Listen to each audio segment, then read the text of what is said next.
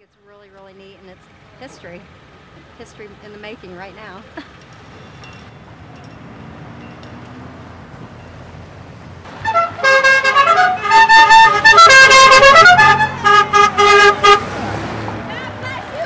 For Madison, Indiana, this is a great day for everything we do, for our commerce, for the people who work here and the people who live here and work on the other side of the river, for people who have friends and family on both sides. This will save everybody a lot of time and a lot of money.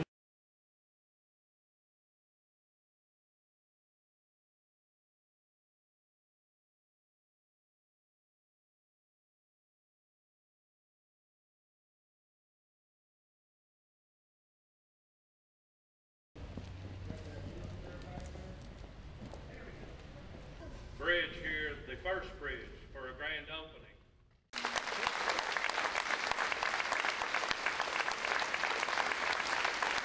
Today is a celebration of innovation.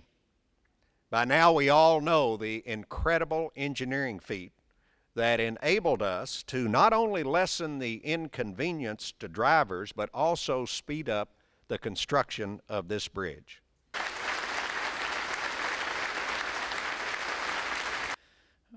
Today we acknowledge that it really is about collaboration.